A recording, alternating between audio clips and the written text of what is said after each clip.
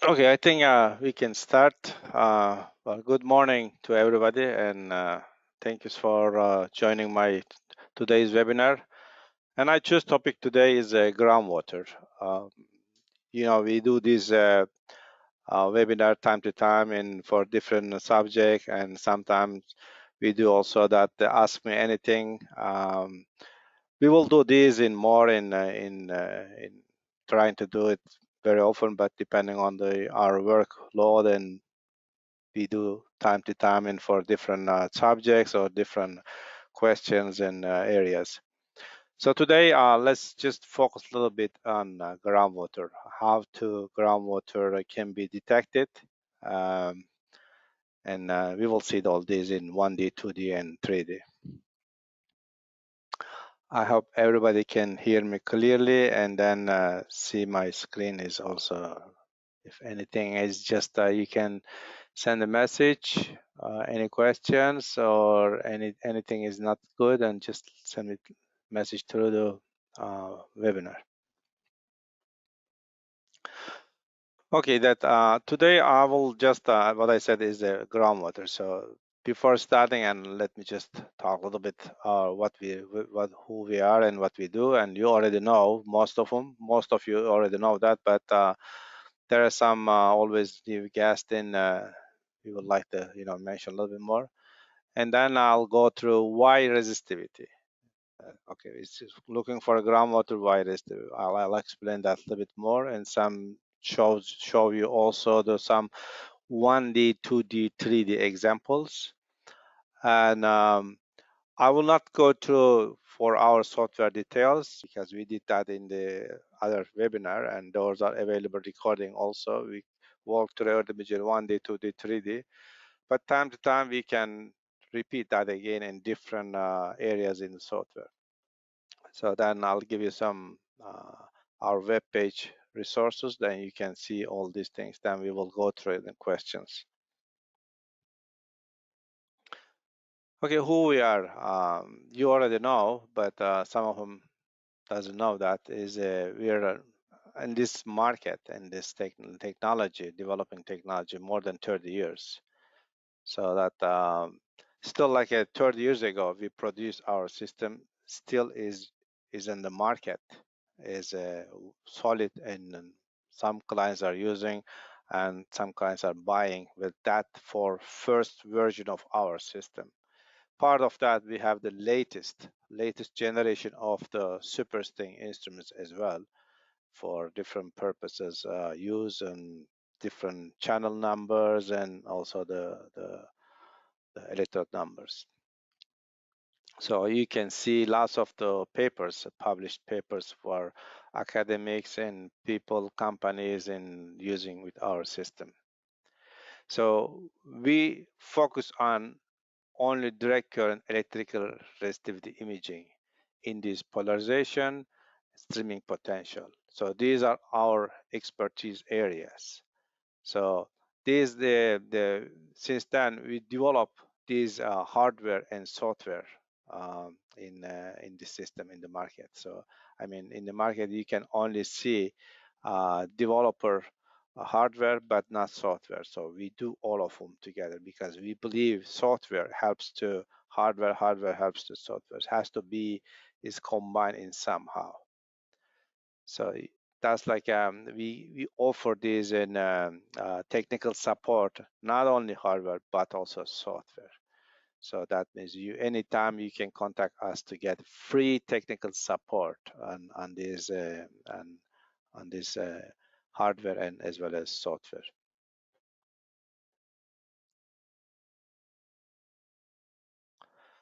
So that what I said at the beginning. So we focus on this groundwater. So the application will be on groundwater. So what is the groundwater investigation? So everybody needs water. So irrigation water, drinking water. Um, try to find the contamination of the water, which is like a generally for brine water or saline water, or another contamination can also affect. So those are like under our targets today to see how those are water can be detected. So especially when you do some, let's say the drilling, and then you're looking for mainly for fresh water. So you don't need saline water.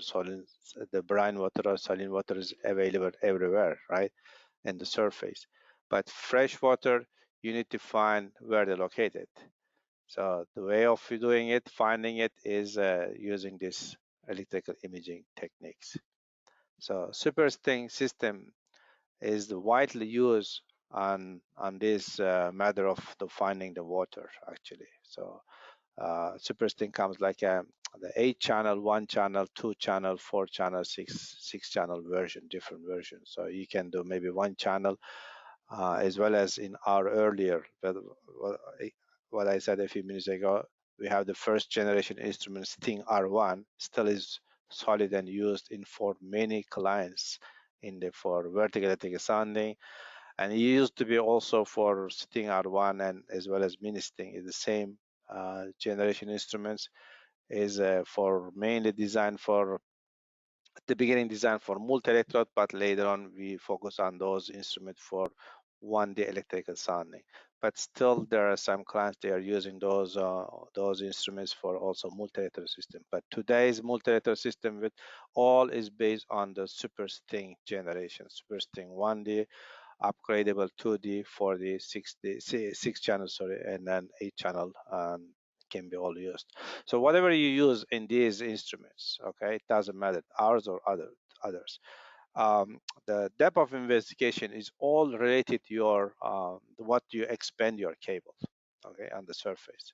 So you expand the cable 100 meters, you get depth of investigation 20 meters. So either you do 1D, either you do 2D or 3D, more or less, is you get. I'll show you what other the depth of investigation related 3D layout actually. But then typically in a straight line is either 1D vertical electric sounding or 2D electric imaging.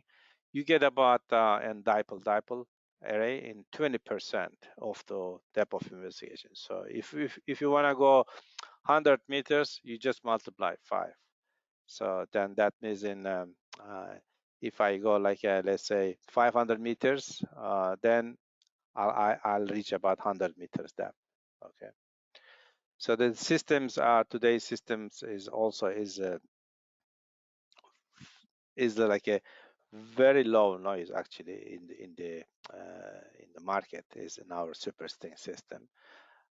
You have experience on this and you can really see very good readings and all field condition, because there are instruments it works in let's say some land areas, but other land areas no. But same instrument doesn't work in the water environment, but supersting you can use the salty water environment, fresh water environment, high contact resistant environment, low contact resistant environment. So those are extreme condition areas. It works very well.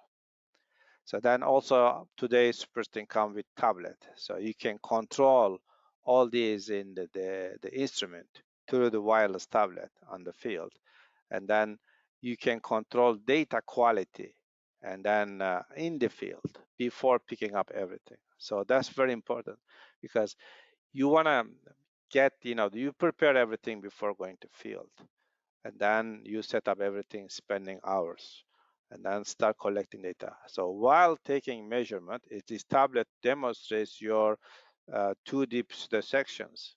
So that means you're seeing that color sections, and you're seeing color sections, how that, the expected in the area of the corresponding the data. So not the number, but you see the section of the 2D color sections on the field.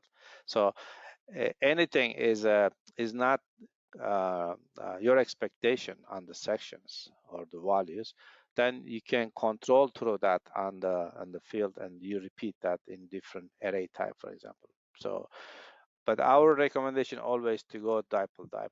Okay, so I just want to mention this because like here I'm showing you 20% information dipole. Why? Because we recommend dipole. We will say that we will see that shortly. Why is that? Okay, looking for groundwater. So what many people do is like a blind drilling. So that means is that you get some old-fashioned experts. So they don't have even have electronic instruments. So they have a knowledge. Okay, that's good. That's the knowledge always helps. And then based on that, you drill. And then, as you know, drilling is cost. It's very cost. One drill hole, maybe depending on the country, maybe it's like $500 to $5,000, depending on in the area, or depending on how deep you drill. But there are some areas the groundwater is maybe shallow. There are some areas very deep. Like I got clients as I will show you later on examples on that. Groundwater is they found maybe less than 50 meters depth, and then other clients they found groundwater is about 400, 500 meters depth. So depending on the area and try to find that. But when you do like a drilling is blindly, you lose lots of money, and then at the end you don't get water. So here you can see um, I have one location is lost, dry hole, another dry hole. Now is you're drilling another one. So if you really want to save money, you need to do electric resistive imaging first. And then it will also save your time, not only money, but time, because this making multiple drilling, you lose money, but you lose time. And also that when you do this electric imaging first, and then you get rid of the drilling dry holes, so you target directly. So where the groundwater is occur actually. So how you're going to find this? So the groundwater is always is where you're looking for porous areas in the under the ground. So that's like where that area is. Uh, okay, that the what I said is looking for water where the water will be located is the porous areas. So and also that is porous areas like a sand gravel beds. These are like a very porous, and also the permeability is another issue. Like a clay has a porosity, but there is no permeability. So it can hold water, clay, but it cannot travel. You cannot take the water out. So if you have a clay, like over here, it's typically is like in all color scale is the blue is a low resistivities and red is high resistivities in typically electric imaging. So when you see low resistivity values, sometimes is that means is a if it's corresponding clay, there is no water. So you know the clay has a porosity, but there's no permeability. So that means permeability and porosity is should be there to contain water, and then you can get the water out. And then there is also the hard rocks. Like in sediments, you know where to find in porosity zones like sand and gravel beds. But how about hard rocks? Hard rocks is generally maybe there's a massive limestone areas. If fracture zones is the where the water will be contained actually. So that means if you're doing this the electrical imaging survey on the hard rock zone, and then you're looking for those where the fracture areas that contain water. So that whatever this the water size and the, the small aquifer, big aquifer, and you can really get this through the electrical imaging. Okay, here I'll try to show you here. Okay, do you have water over here or not? Here is the high resistive and high resistive. Here is a low resistive, for example. So we will see that. Okay, how I can do that? So I can do that with this 1D electrical imaging, 2D electrical imaging, and then 3D electrical imaging. So I can make it as a 1D electrical sounding, and then 2D electric imaging. Okay, which one is better? So of course, is if you have a system to do 2D, 3D, you really see this the differences. So let's start with this, like try to find 1D. Here's I got show some targets. So here's some fresh water. Here's some brine water. So this can be my target, and then I can use like a 2D electric imaging, and easily I can locate this target easily. If I able to do like a multi parallel lines, like a 3D imaging or 3D layout directly, I can highlight it exactly size and orientation of this aquifers easily. And then this will be our target. So in this case, so let's start with 1D electrical sounding. 1D electrical sounding. So this 1D electric sounding is typically Schlumberger sounding. So somebody's just trying to ring the bell, but I'm not going to answer. I'm sorry. So sorry for this background. So that let's go this in the 1D electric sounding. So typically 1D electric sounding is Schlumberger electric sounding. So in Schlumberger electric sounding is here. You can see if you don't know, potential electrode close to each other and current electrodes outside. So this will create strong signal, and to get through this and the measuring between M and N. What you do in the field is to put an MN, and short is A and B expanding. Like here, I put in A and B and MN over 2 actually here ratios. And this will like you put a fix half of MN, okay? And sure, this will be Mn over 2 actually, half of Mn, and then you start expanding. You get like AB over 2, like at least 3 times, and go away from distance, like from 1 to 1.5, and then get a 1 measurement. And then expand a current electrode, A and B, and still Mn is fixed.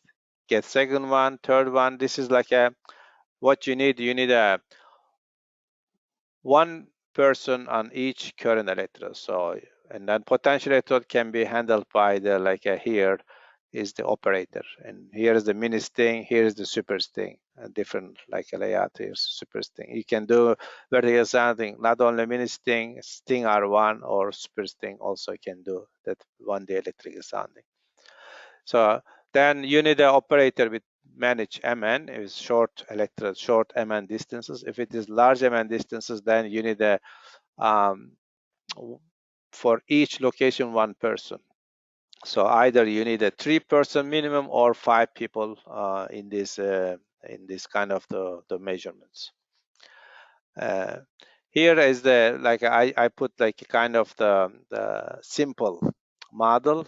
Okay, here's under the ground is there's a like a highly resistive layer, and then there's a blue in here, and then let's try to get this through the when we do vertical electric sounding measurement to like a Schlumberger array. Okay.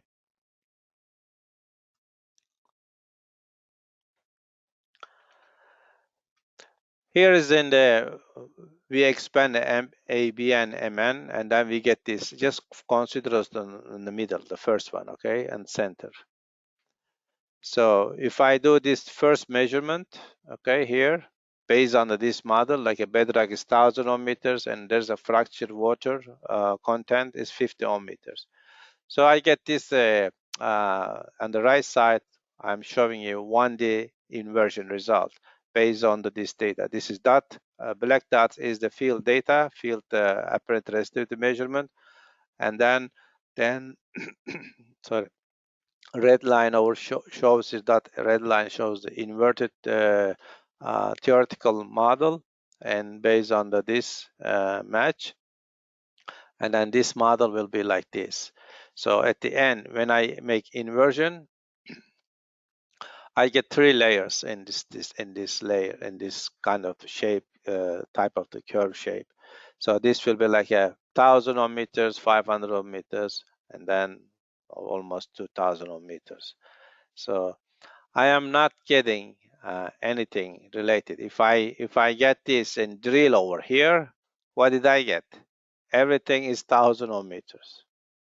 So you're not going to get like this. This is the same layer, the first one, same layer, and this is the typically 500. Little bit is the curve is bending due to the influence of this measurement. When they current electrode on this side, it will reduce that that may influence on the measurement. So that's why we a little bit get like a going down, but not sufficient to describe exactly that layer is contains water, because still is 500 millimeters high resistive areas in here.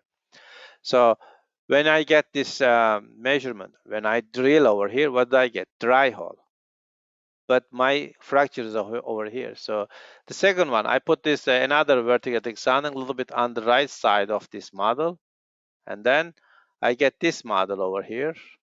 So it's more or less now is I'm losing it this influence on the middle, but it's typically a two-layer curve is more or less.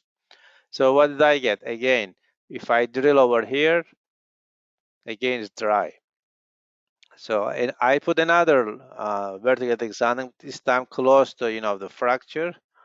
And okay, I get this bending of the curve a little bit higher, but still this resistivity value is higher. Yes, this is the model influence is like a 500 maybe, because of whatever you measure is the average of the values all in the area, no. So that means in dominant factor is 1000 ohm meters. I have a fracture. I am not going to get fracture 50 ohm meters in this case, but it may get maybe 100 couple hundred ohm meters. That will help. So if it is maybe couple hundred ohm meters, then I can say, wow, is about the dominant factor 1000 ohm meters. Fracture can be about couple hundred ohm meters. So that may contain water depending on the size of this fracture. The size of fracture is bigger, the resistivity value will be is the lower. And if it's like a small fracture like this, resistivity value for this anomaly, this fracture zone, will be higher. But here influence 500 for based on this. It may contain water, but if you drill, you get dry. If you drill over here, you get dry. If you drill over here also, even if that the value is less than 500 here, and then this still will be dry. So that means is a vertical sounding, you don't have 100% guarantee, none of them 100% guarantee, but here you don't have lots of options to get water. Even if you know there's a fracture over here, you lose it. So because as you know that vertical sounding responds and based on the infinitively long parallel layers. Okay, if everything is like a kind of the looking for maybe infinitely the homogeneous layers like sedimentary layers and thick sedimentary layers, yes, it may work in that case. But if something is in such way in fracture zone areas, it will not work. So, but you don't really know in under the area. Sometimes even if that sedimentary areas not always hold, the porosity permeable like a sand gravel lake, let's say, hold water, because there is a paleo channel zone in the area. So in this case, the water can be just located in something, and topography effect also in the another issues. But here and one day you don't have any topography effect, you can consider it, and you end up for lots of time drilling dry holes actually. So how can I get rid of these dry holes? 2D electrical imaging. So what you do in 2D, you put the multi-electrodes on the surface, okay? Here's a sketch like a clay on the top. There's a limestone. There's like a fracture zone where let's say, here's like a fracture, can be filled maybe water. Or this case is just for the cavity actually, but if it is filled water, fresh water, you really say fresh water response. If it is salty water, you really say salty water response, because those the parameters all very sensible to resistivities of, because fresh water has resistivity value is totally different than salty water. Salty water, if you get this example of salty water, 0.2 ohm meter, for example, but in this depending on dominant factor will change. So if I get maybe less than 10, 20 ohm meters, and then I can consider in this area maybe salt water. If it is because high limestone, if I get over here, high limestone massive is maybe more than 1,000, 10,000 ohm meters. And if I have a water over here, the water, if you get a fresh water, maybe 35 to 75 ohm meter, depending on the salinity in minerals inside, and it will affect also resistivity of the fresh water. But the overall average value in the under your measurement should be maybe about 100, more than 100 ohm meters sometimes to get. Everything again depend on the size of the anomaly. A smaller size has a the dominant factor is in the high resistivity, and then it will get high resistivity. If it is bigger size of anomaly, and then it will reduce that number of the anomaly resistivity value. So okay, this is like a typically 2D array. I mean the layout. So what you do is, and you get this section. So what I will do, I will now is the to do same model. So this is the remember I use the same model over here, and then this same model will be in this case 2D. So I put on the surface 28 electrodes, 10 meter spacing. Okay. And then I did like a Schlumberger 2D Schlumberger measurements, okay, using Schlumberger 2D measurements with 28 multi-electrodes. So what I get, this is the second one over here, apparent resistive field data. And then this on the top shows the inversion, 2D inversion results. So you can see that here, like a located kind of the, like a circles. And here I can see that I got fracture going through, but of course this is an H, but this is the center of that anomaly more or less over here. So center of anomaly is corresponding here. So that means if I go and drill in this area, and then this depth interval here, 20, 30 meters. So that means then I still get water on this here.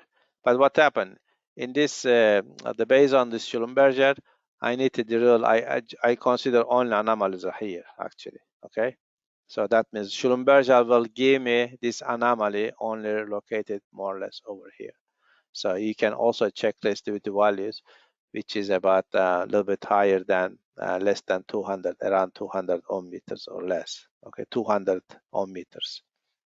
Okay, so if I put my fractured water 50 ohm meter, and my inversion result shows me about 200 ohm meter because of the dominant factor of 1000 ohm meters. So this is Schlumberger result. I did also this with dipole for you, okay? So that means that this is my model, Earth model. This is the same model. This is my Schlumberger inversion result in the top. If I do this measurement with 28 electrodes, dipole, and I can get this. Now you can see difference between Schlumberger and dipole array use. So that dipole shows me, okay, I have still continuity of this anomaly close over here, like here.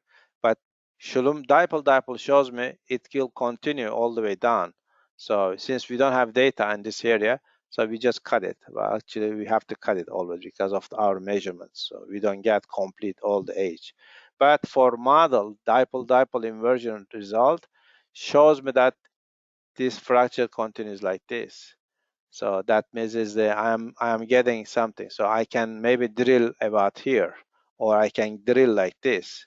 So that means dipole has more resolution than Schlumberger. You can see that. So dipole we recommend always. Why? Because this is the one of the reason here. You may think about it. Well, the while dipole has a noisy, we don't get a good data. I prefer Werner, never Werner in the 2D. No. If you have a flat layer, we're sure on that, yes. But you're not. You're doing fracture investigation like this.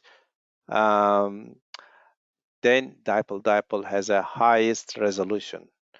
And then it has also give in the the depth relation with the compared to others, and like a Venner is dipole much better on depth and resolution. Of course, if you go further away, you lose the signal on dipole-dipole. That's why we develop super string 8-channel, because dipole-dipole gives you reasonable good data up to 8 level of measurements. So that's why the 8-channel comes from this dipole-dipole the configuration actually.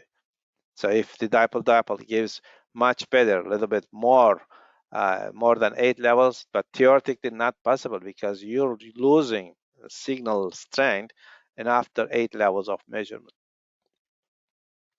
So my focus on this here, when you do anything in 2D, 3D, try to do especially 2D, dipole-dipole, okay? So you can see here comparison between Schellenberger and dipole-dipole, and the big differences actually. Both is locating the water, and also you can see over here is the uh, resistivity value is here lower than Schellenberger. So Schellenberger looks like it gives more average because your expand electrodes is further away, you get more average. But Schellenberger is the shortest, and then focus on the same area, short distance area, and then give them much higher resolution. That's why you get here lower resistivity than here. Here my anomaly resistivity about 200 ohm meters. Here I can get my anomaly now is close to less than, let's say, 500 ohm meters on the closed surface. Of course, when you go a little bit deeper, I lose that. But it will tell me that it is like as I know reality, this is 50 ohm meters, but I never get reality. So I should get more or less some indication. So that means is the uh, dipole-dipole will give also close to resistivity values, close to more the better than others in the fracture resistivity values. Okay, here's I will give you some examples, real field examples. This is two examples actually. Two examples. The one is uh, you can see on the top figure shows multi-electrodes, which is actually this is 84 electrode layout on the top, and each electrode is 20 meters and total cable length 1,660 meters. So in this the measurement it has been done dipole-dipole and pole-dipole actually, okay, and Wender Schellenberger, but here is the pole-dipole and dipole-dipole. So that when you do again what I said earlier is that 20% as the number is the total what you're getting depth of investigation. So if I get 1,660 meters, 20%, so I should get about 330 meters. So this is my depth of investigation through dipole-dipole. Since this data combination of dipole-dipole and pole-dipole, see pole-dipole, if I do pole-dipole, what I do is put one current electrode is a infinitive area, is the just fixed electrode, is far away. In this case, at least about five times, 10 times far away from this study area. So that means I'm getting at least 1,000 meters to, let's say, in 2,000-3,000 meters far from this area, just one fixed current electrode. In that case, I can reach a little bit deeper. So that's like if I do pole-dipole, I will calculate about 40%. So in this case, I can reach about 650 meters. So this is the like a relation depth, and then to relation to electrode spacing, cable length total. Okay. So that's typically, practically, you can calculate always like this way. So what I see over here on the top, I can see low resistive values. Okay, so I can between 1 to 10 ohm meters. So you cannot get water in the 1 and 10 meters. Yes, of course you can get. But what type of water you can get? Salty water. So in this case, this is the on the top. What they call it is a contaminated aquifer here. So if you drill over here, what you get is on the first 80 meters, more or less 100 meters, the brine water, salty water. After that, after that, you get like a high resistive, which is over here, typically limestone. So you can see that limestone is not like a continuous. There is lower resistivity values in the area. That means there is a fracture zones. So that means this fracture, well, that the surface water in go through under this aquifer area. So here is like a typical resistivity values about 40 ohm meters, 50 ohm meters in this area. So that means when I do drilling, where should I drill? So I will want to drill here. I don't want to drill here. Well, I try to drill is where the fracture is. So where I should get water.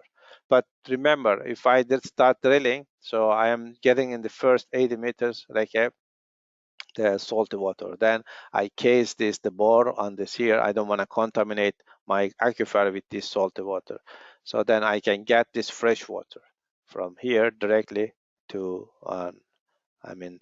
I know where to drill now and how many how deep I need to drill my borehole. So either I can drill here. So typically you're drilling. So that's like how you interpret your data. Okay. Of course, always background information from any early drill hole, geological logging informations, or any other geological information will help. This is another the examples, and here is you can also see this is different area actually. This is from Kenya. This is from Sudan.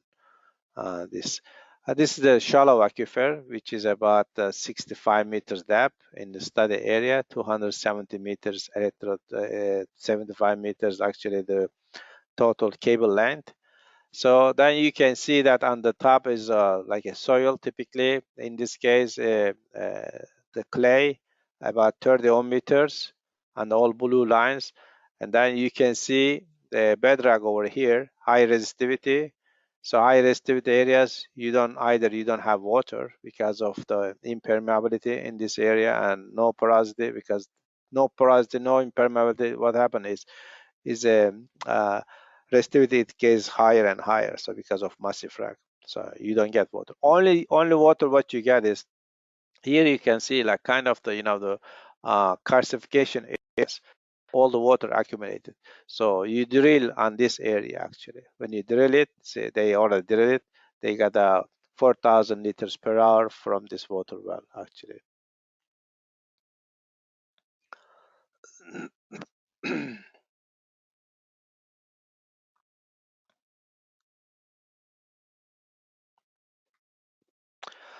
So this is another example. This is the kind of fracture zone area, okay? And then you can see that resistivity value is also in this case is lower. So remember, there is no fixed number, fixed resistivity value shows that this is okay. I found 50 ohm meters. This is my groundwater. No, sometimes you may get over like that over here also. Is about 17, 20 ohm meters areas in these areas. Is where the fracture zone area. It will give you resistivity value. Okay. So I'm in the freshwater area is here. They also drill this the fracture zone area approximately, and then they got 100 gallon per minute, and from this borehole. Here you can see high resistive, looks like a cavity areas, looks like voids. So this is the in this case there are lots of the low resistive zones and also the high resistive. So dominant factor, when you look at the picture, what you see the dominant factor is the high resistive, low resistive will affect your total resistivity values. So here I can see same limestones here. Maybe this limestone is not very massive. Here is like a airfield, but here is not massive maybe.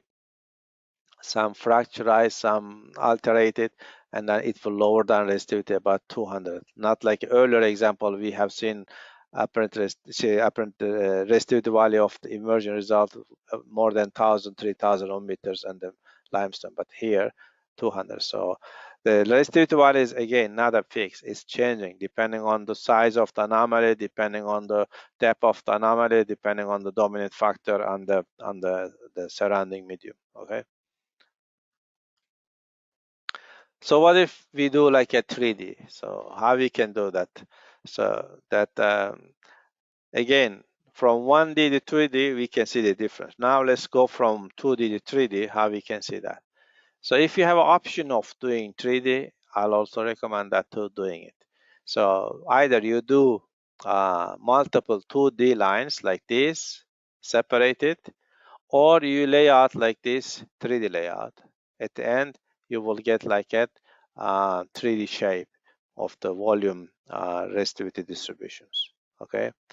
Actually, I did just a quick uh, same models over here, what we were working. So this is like I put 112 electrode layout, like the same thing, 270 meters is a 20 electrode on the each line. Say either you do like a, 4 lines of the 20 electrode, or if you have a more electrodes, you can put like a 3D layout.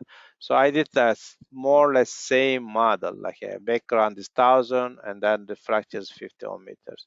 So what I get over here is a little bit indication of this. Since my dominant factor is 1000, so this indication is about 300, 400 ohm meters. So that means I can see this orientation a little bit in the this is anomaly locations on the 3D. So that 3D will help us a lot to interpretation actually, because we really sometimes what we try to do, we get a 1D, we try to think about 3D everything, imagine 3D. When you get a 2D data, we imagine still 3D, but okay, when you hear what you have 3D now, you have also 3D imagination already in front of you, so you can get this through that the interpretation much easier actually. Here's another example and 3D. Not only you can do for groundwater investigation, but also you can do groundwater investigation for the seawater. Sometimes there's a in this case, this is not a seawater. This is a freshwater here. But we have clients has been done also the the marine studies in the looking for that the aquifer, fresh aquifers under the sea. Actually, sometimes they can do that. So in that case, you need to use the marine cable. Instrument and everything is same, configuration are same. You can do marine cable. So here they are floating the cable. Either you float your cable on the water surface, or you put the cable under the water. So here is like a kind of the spring in this area that the water comes, fresh water comes. This is close to seaside. In summer, seawater intrusion come through, and then this is the feeding this the fresh water on this spring actually. And they are just making some. Actually, my colleagues they were doing some training students, and they did this survey.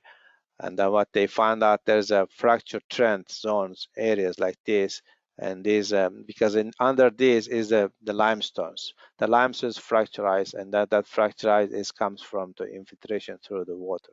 So when they find it, you can see here some fracture points here, like a 1, 2, 3, 4 points. Looks like where the feeding of the fresh water. So my point is just shows the different examples of also 3D and to do that. So here's another, this is not a freshwater, but it will just put this to show you that you can lay out 3D, you can make also with topography, you can really see how those, the anomaly is related on your the inversion.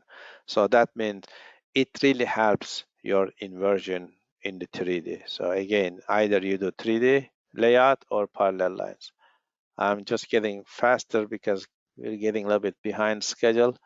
I think I'll talk too much. Sorry. So here is another example for like a contamination purposes. You can do this kind of work.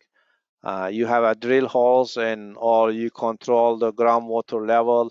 And I know there are some projects, some countries, they inject the store the fresh water under the ground, and then they control also with boreholes with fresh water levels in the different, because they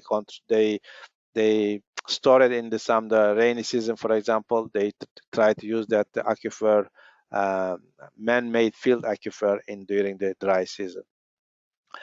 So you can do that kind of work. For example, drill holes. You put your electrodes. Either you use our the borehole cables, or you can use your own cable.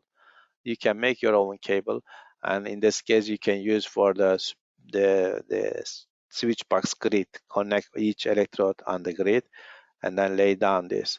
So this is just example showing 4 boreholes, okay? 4 boreholes when you do like a clay and sand and separation. This is not example exactly the clay, the fresh water the investigation, but it may be same thing. So you're looking for here where the clay and then sand levels are here. If you have like a water in the area, that's like fresh water, the monitoring can be done through this way. Okay, but I mentioned it earlier that you can control your data quality with the tablet. So like our latest generation SuperSting come with this tablet. So this tablet you can control the instrument almost 100 meters away. You can check you can create your command file, you can download the data, you can change your firmware, um, you can do for, let's say, contact resistance check. Uh, the one thing is, I have seen the one question come earlier, but here's what I said, contact resistance, which is very important topic actually. The contact resistance, you have to check always on your measurements. So when you do any resistivity imaging survey, uh, contact resistance should be in resistivity is less than 5,000 ohm meters for when you do using supersting instrument. So if it is lower, is much better. Okay, so when you do resistivity IP for mining investigation, then contact resistance we recommend should be less than 1,800 ohms actually. So if you're doing the resistivity, less than 5,000 ohms. So you check first contact resistance before measurement. So you can do through the tablet this one also. As long as you see that higher contact resistance or irregularities on contact resistance, you need to um, put your electrodes stable in the ground, pour water, salty water, bentonite solution to lower the contact resistances. That will be key first starting issues on all of your resistivity measurements, because that will give you better data quality. Okay, because if you have a high and low is changing, loose connections, that will really affect your measurement.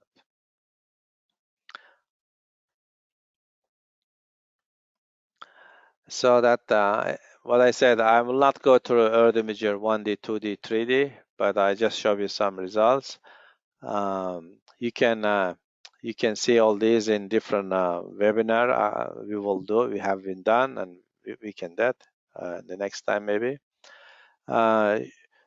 Those are like showing you on the earlier the models, like we can create models actually, not only for process the field data, eliminate the noisy data, and create command file, but also you can just make model before going to field, how that measurement will be expected on the field. So you can do that with this Earth Imager 2D and 3D. Another thing is we have been updating a lot in our web page, and especially we created recent years actually help desk. You can, if you're owner of any our system, you can get lots of help desk, the uh, informations, any problems, any recommendation, you will find in help desk. In all these also groundwater related the subjects, it's under the blog post in our web page. You will see lots of blog posts. Actually, we have a kind of the AGI Academy, as different articles we're publishing blog posts. Like a couple years ago, we did this groundwater the articles and actually for the academy information on this. So you can also find those in the under the blog post. Part of that, all these examples I show you, you can also find these in more details on these case studies, and that will help. Okay, this is the questions I have received earlier. Okay, and part of now is many of you writing there, and I just go through the first on this. Okay, one first question comes one of client. It says science of resistivity imaging recent relative to other geophysical method, but it always advanced to use resistive imaging method over the other ground GPR methods. So ground, I don't know, is the ground penetrating methods? If not, okay, that you have seen that resistivity is very sensible to that. Resistivity is like as you know, every geophysical method has different physical parameters. So resistivity is sensible to resistivity physical parameters. So that means is that when you have a conductive body, resistive body, it really shows you the differences. Some other method is like, for example, the ground penetrating is a very high resolution. If you're looking for very shallow studies, it really works, but it doesn't go through and deep studies actually. And also sometimes the groundwater sense is the only thing is it works very well resistivity imaging.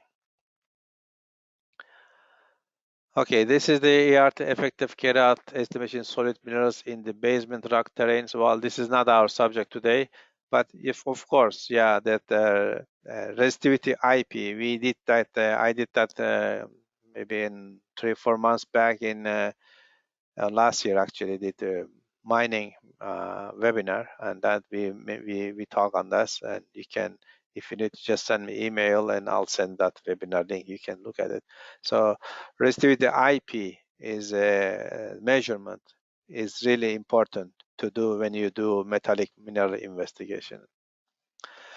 Okay, how is the time-lapse survey carried out? What the fundamental theory behind it? Well, again, my subject today is groundwater, but this can be done easily in Earth Imager 2D, 3D. If you want to do time-lapse inversion, you need to have a time-lapse module on your. If you have Earth Imager, but if you don't have a time-lapse module, you cannot do that. You need to have that purchase that time-lapse module separately. So that means in this kind of the work you're doing like monitoring the studies actually. You do first data inversion and 2D or 3D, and then you get another data set, can be daily, monthly, or yearly data set. You put all together, you invert all together actually. So that will give you time-lapse inversion, and then it will create at the end AVI movie how that resistivity or conductivity is changed with your time of measurement. Okay, how can I incorporate data from nearby water wellhole into inversion of the resistivity? Is there any particular data from existing water well that are the particular use of content inversion? Other than obvious. Well, this is easy to do when do 1D electrical sounding. So 1D electrical sounding, you can control model parameters. So that means if I have a drill hole information, it says, okay, first 20 meters I have a clay, and then 20 to 30 meters I have a gravel. No, so you know that depth information. So you can put primary information to the before the inversion, and that means that model can be in the Earth Imager 1D, for example, and in there you can enter those known model information, which is the thickness. Also, if you know resistivity, you can put those, and then that will be pushing your inversion, start the inversion from that through that. But in 2D is not easy. 2D, you need to create that. If you have that information, then you can create what we did as model earlier, show you actually, we didn't do, but I show you model. You can create that model Erdőmör 2D if it is 2D. If 3D, then 3D. So create that model based on that information available. And that priori model will be starting model on your inversion. Okay, so starting model always that will be the model you created. Then you can push your inversion to start with this. But in most of the case in 2D, 3D, you can do homogeneous starting model. It really works more than the best in other. Sometimes if you put your because it's not easy to do 2D, 3D exact models. If you're doing exactly giving it prior models, then it may help. But then that will be much easier to do 1D. Okay. Your job with the most used parallel AR method solution interpretation. Anybody out there carrying out inversion data constraint more than one method type of data? Okay, so that means is the uh, when you do electric resistivity, sometimes you do another investigations in the area. So you can tie that information with that either. Again, you can create it other information available, other geophysical information. As a prior model, you may create to do your inversion, constrain your inversion to make that inversion is the starting prior model. That will improve maybe that way. But if you're not doing that inversion, then you may interpretation with different, altogether actually. What is the maximum depth of penetration of 3D survey? Okay, that's a good one. That 3D survey, you can do like this, let's say in 3D layout, you check if it is like a rectangle or a square in this case. If it is rectangle or square, you just get diagonal distance of the 3D layout. So from that diagonal distance, calculate about 20% again. So that more or less your depth of investigation when you do radial dipole in 3D. Radial dipole is kind of the dipole oriented dipole actually. It will give good result.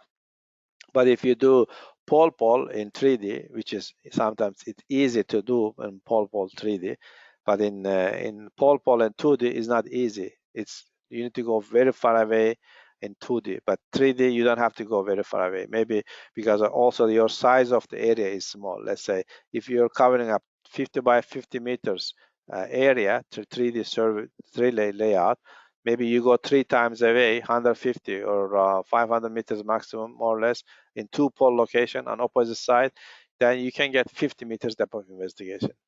So that's like imagine you have a square 3D layout. If you do pole, one side of the square side will be your depth of investigation. So maybe 50 by 50 will get 50 meters depth when you do pole. So I will get this in other questions here. Let me go back here. Okay. Okay, there is one. For example, such situation I am working with Schlumberger array. I see that result is not very good and I want to quickly change the type of array or create new combined array. For example, dipole combined with pole dipole. Can I do quickly in the field on the tablet or laptop? Okay, yes, of course. In the tablet, it's a 2D arrays can be created through the tablet. Okay, if you're in the field, you can create an 2D dipole, 2D pole, and Werner, Schlumberger. Those can be created easily. But if you're if you want to do, for example, gradient, then you can create that gradient 2D on the Erdőmör 2D actually. If you're trying to create a 3D command file, then you need to do Erdőmör 3D on those. But in the field, yes, you do like a dipole, and then you check your data quality. You see lots of noisy data. You're not satisfied. Okay, you can just go maybe the pole dipole or Werner Schlumberger combination or Schlumberger, and then later on you combine those data in the office. You do joint inversion actually. Okay, another question. Using other geophysical methods, an anomaly has been identified at 150 meters depth. To determine water quality, saline or spring, how long should 2D array be and how many electrodes and which spacing between electrodes? Sorry. Okay, you have 150 meters depth. Okay, so that means you need to calculate 5 times. Okay, which is 500, 750 meters for the cable length should be more or less. Okay, when you do dipole. So in this case, I can get 750 meters, and depending on the electrode spacing, of course, if you have a shorter electrode spacing, higher resolution. Larger electrode spacing is less resolution. Remember that. So that depending on the number of electrode you have. So if you have a, let's say, 750 meters, if you have a 112 electrode system, okay, then what happened? Then you get about the 6-7 meters electrode spacing. But if you have a 56 electrode system, then you get about the 12-13 meters electrode spacing. So that depending on number of electrode, you can change your that. If you have a higher number of electrode, you go shorter spacing. Lower number of electrode, higher spacing. I remember one time one of my clients had didn't have a budget at the beginning. They had to purchase a cable of 56 electrode, but 50 meters spacing. So it was a kind of project they did, but later on they had to change it to 5-meter electrode spacing. So depending on the what you're doing and that depth of investigation related to how many electrode capacity you have and what electrode spacing you can use. So remember, depth will relate it with always to the total uh, number of electrodes and cable length. So how can I detect false through to this data? Okay, that in the 2D you have seen that 2D model is a kind of the fracture, which is a kind of fault. It will same similar thing, and some field example if you have seen fracture zone, which is fault zone maybe, that will easy to do in 2D 3D, but not easy to do in 2D. Sometimes not possible to do in 1D actually. And I have shown in the model at the beginning, when you do 1D sounding, you see that in a lot of fracture you cannot really find it. You may see some indication, but you don't even know what that indication related to. So I would recommend to do 2D at least to find out. Of course, it's also depend on the size of the fracture, depth of fracture. If you go deeper and you start losing it and you don't get information. So everything has relations, okay? Okay, can you show me it is applicable in volcanic terrain? Yes, we have some examples and in the web page, but I can also send you that some examples in volcanic terrain, and it has been used and different purposes. So that's come from the Abebe. I'll try to send you that examples to you. Okay. Okay, some client, well, I will appreciate the webinar focus on IP survey using your AGI equipment. Well, the IP survey is in our system, it's easy actually. It doesn't distinguish uh, instrument between IP and resistivity. So on the instrument menu, you choose read, make measurement on the resistivity or resistivity IP. So when you do resistivity IP, most of the case we do resistivity IP for metallic mining investigation. Sometimes we do also the contamination purposes. So if you're looking for contamination for groundwater, you do also the IP, okay? So in this case, maybe in this kind of the contamination purposes, IP, we recommend like a setting is 0.5 to 1 second. Maybe 0.5 seconds, the current cycle will be sufficient for resistivity IP. So that the resistivity will give you in the where the high resistivity, low resistivity focus, but let's say if you have any contamination through on this in low or high resistivity, it will give you high chargeability. Okay, so that means this high chargeability, it is like an indication of exactly that contaminations. I didn't put one example. We had one example actually from the kind of uh, uh, the oil contamination areas. So it is like a high resistivity sense, and it is accumulated some oil infiltration through there. And then when you read it resistivity, you only get the high resistivity, which is sand. It doesn't give you any contamination. But when you do resistivity IP inside of the sand, if there is any contaminated the oils, and then it will give you very high chargeabilities. So that indicates exactly where the contaminated zone is in the areas. Okay. Okay, KI-induced polarization, the useful human-induced polarization distinguished aquifer.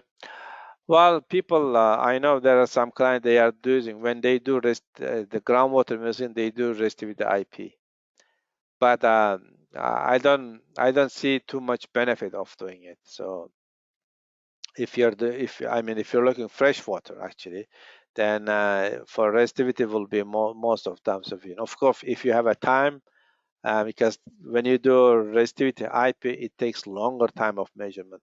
So, for example, if I have a 56 electrode dipole, it takes about 40 minutes of measurement, maybe 700, 1,000 data points, half an hour of measurement. If I do IP, and then I need to go maybe more than 1 hour, 2 hour of measurement. So, if you do that, you can see. But sometimes, if there is no any chargeability on the nothing to charge to show you for mineralizations or anything, you don't get it. Sometimes yes, the clay layers, it will give some influence on the high chargeabilities, but you may get lots of noisy data on the chargeabilities, and you start losing that information sometimes as well. So that's why you may do that, but you don't get too much benefit of doing it.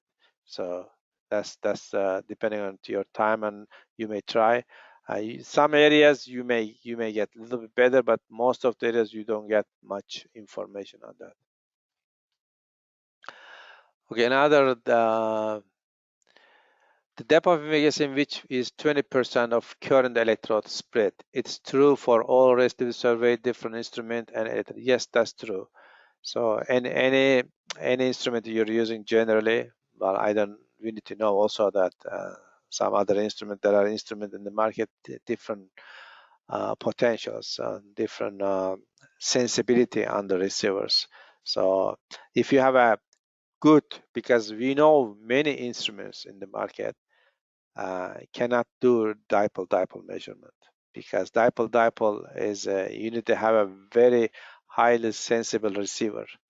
So if your instrument doesn't have high resolution receiver inside, you don't get good dipole-dipole, you get all noisy. That's why sometimes they always recommend to do Venner, or they recommend to do gradient. Why? Because they don't get this good dipole-dipole. But as I have shown you before in earlier the beginning of this presentation, even if I do Schlumberger is reasonable, good results, but it is slow. But even if I do that, and I can see the difference between dipole-dipole Schlumberger. So the dipole-dipole has a higher resolution than any other electrical array. So if you can do with your instrument, that's good. If it's not, it's time to talk and change your instrument, and with ours actually. Okay, ERE imaging ERT are very every frequency interchangeable. If there is any real difference between them, ERT term should be reserved only for investigation crossover. Okay, this is the Bogdan asking, which is, let me read one more time. Term of ERE, ERI, sorry, I'm reading Spanish now. ERI and ERT. Okay, electric resistive imaging, ERT, is tomography. So some people it's called tomography, but we call tomography between cross borehole actually. For electric imaging, they are all electric imaging on every frequency, so used interchangeably. While our system, what we call is what we're talking all today, is direct current electrical imaging. So it has a very low fixed frequency. It doesn't change frequency in this case. So in that case, I cannot say anything about influence on that. So that cross borehole is same thing. When you do the cross borehole in, sorry, in cross borehole is which is ERT, electroresistive tomography, what we call it, most of people. That's like you do the same thing, but we don't recommend doing it dipole between crossbar hole. Okay, that's the only way we don't recommend it. We recommend the bipole on the crossbar hole tomography. So if you do crossbar hole tomography, just try to consider on that and do not do dipole, do just only bipole, because when you dipole because of two cross the boreholes, and then signal will be loose because the dipole is very focused on this certain part, and then if it is the separated receiver transmitter, then you get lots of noise. So that's why you need to do bipole, current in one location, another current, another voltage one, another voltage, another one. Okay, another. Why 2D interpretation better uses resistivity and ERT? I don't understand this question, but why is 2D interpretation better in electroresistive tomography? So electroresistive tomography, you mean is cross borehole. So this cross borehole is between two boreholes, also is 2D actually. But if it is more than two borehole and different plane, then you have a 3D tomography. So I don't know how to answer that, but in the basement and sedimentary area, how does ERT detect the water? Okay, in the basement sediment areas, everything what you're looking for is the how resistivity is changing, right? If I got like in the base rock, is very highly resistive, and there's nothing there you can put, or in the base rock in somewhere in you reach very low resistive, maybe it's a clay layer, big clay layer and sitting over there. So this is kind of the aquitard. There is no water there. So that means I am detecting that, so that I should consider water on the top or underneath that layer. So if it is a high resistive zone at the bottom, but I cannot see the under that high resistive zone, so I have to look at under something on the top of it. If any reasonable resistivity valley on the over high resistive zone areas, that we can find it actually any water or not indications. Okay, another question, which area is applicable in 3D interpretation or have high resistive anomaly? Okay, that 3D, as I mentioned that as a few minutes ago, is radial dipole is what we focus on mainly, and you do radial dipole, which is oriented dipole, and along the in different directional. So directionally, you're just going to the dipole is changing direction and then getting all dipole information. So that's first I will recommend to do that. Part of that you can do dipole gradient. But if it is the sometimes is the rectangular 3D layout, and then it is also recommended to do either pole dipole or pole pole is also good. So you can consider radial dipole, mixed dipole gradient, and pole dipole and pole pole. These are like sometimes you do more than one to combine that to the joint inversion. Okay, I got another here. Can we use roll along to expand the profile length and also increase the depth of it? No. So roll along, yes, you can do that. If you have a short cable, you have a 100 meters cable, but you need to do 1,000 meters survey line. Yes, you can do rolling the cable. So what means is when we give the cables and we give at least 4 sections of cable, that 25% of cable has to be rolled. So you roll from 25% rolling further away, but that will not increase depth of investigation. So each time you use 4 electrodes, 4 sections, right? And let's say if you have 28 electrode, 28 electrode, 56, 56 electrode. So total cable length will not change. If I have 100 meters cable, even if I do roll 100 meters, so you need to calculate that based on that 100. So it doesn't matter how many roll along you do. Okay, is there any benefit of using IP to discriminate between clay and the water saturated layers with the resistivity around 20 ohm? Yeah, again, the IP, it helps when you have a IP response from that clay layer. So clay layer gives IP response actually, but depending on not everywhere, you really get good IP response. So you may try. If you get very good IP response on that, and depending on the thickness of the layer and depth of the layer, those are like a major dominant factor. If you have a very thin clay layer in the depth, you cannot get the resistivity or IP on that sometimes. Maybe resistivity, yes, but IP definitely not. Again, is the size of the clay thickness of the layer. There's not the rule of thumb. This is the 10 or 5, all depending on the condition of your area, all surrounding information.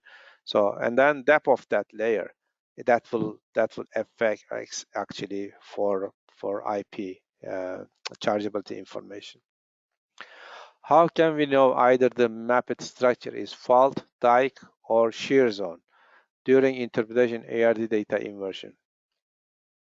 Okay, if you have a faulting, dike, or shear zone, so that means is if it is these zones is let's say dry, and then you are like a surrounding medium resistivity close each other, you cannot detect that one. But if you have this the fracturized, I call everything is fracturized zone. Okay, so these are all fracturized zone. You can call it dike. I mean the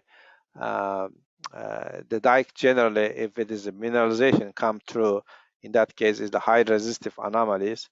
So yes, you can detect that. But if you're considering dike like this, the conductive fracturized zone, and then is this fracturized zone has a also, and in this case, in this subject, is water content, moisturized, and then resistivity value will be lower than surrounding other information in the area. In that case, you can detect. So just remember, as long as you have a good resistivity contrast, depending on the size and then depth location, and then you can detect anomaly or not. Okay, I got a couple more questions and we're done. Okay, my question is regarding data acquisition, processing, and interpretation. If you can tell us sufficiently about joint instant imaging and time domain EM, and then to the high resolution resistivity IP. Okay, like a time domain EM is let's say you do different way around. So either you do loop, or fixed loop, or moving loop, or like a single line current source. So no, you get different points. So each point like a kind of the corresponding looks like a vertical electric sounding. So that means you don't get high resolution on the time domain EM actually, but what you get is of course you do very close point each other measurement, and you spend lots of time on that, because imagine you're doing a moving loop, you do square loop, maybe 50 by 50 meters square loop, you're investigating maybe 150 meters, right? So then you need to move that loop every 10 meters. Yes, you can get very good data, high resolution. But if in order to do that, it's lots of the labor you need to you do it in the field. But typically in this is moving loop, either you know the move 50 meters or move the half of the loop separation like 25 meters. So every 25 meters 1.5 for depending on the frequency, multiple vertical electric sounding. You consider like a multiple electric sounding in every point on the TDM. So that will be do on 2D, 3D, and but at the beginning you do 1D actually. So in resolution sense, still is there direct current electric imaging very high resolution compared to TDM. So how much depth can attain in 56 electrode 3D? What is your recommended electrode spacing? Well, depending on the, again, what I showed you earlier, let me just go back here.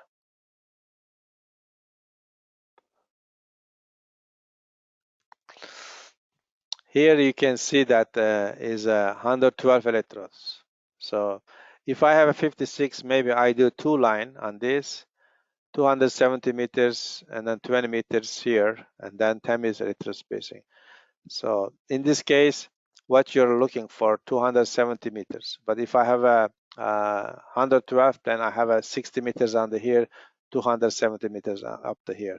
So if I get this diagonal distance and then get 20% more on this, so I get more or less here 60% depth on this one. So if you're doing half on this, so probably you will getting about 20 meters depth of investigation in this case. So depending on the geometry. So 3D geometry is really depending on this is in, you know, this how you do for the geometry. So either you do like a square like this or rectangular like this. So that's also electrode spacing and line spacing. By the way, on this 3D, you can put line spacing twice of electrode spacing. Okay, that's like a good resolution 3D survey. So maximum line spacing should be twice of electrode spacing. Okay, I think that's all I can say today.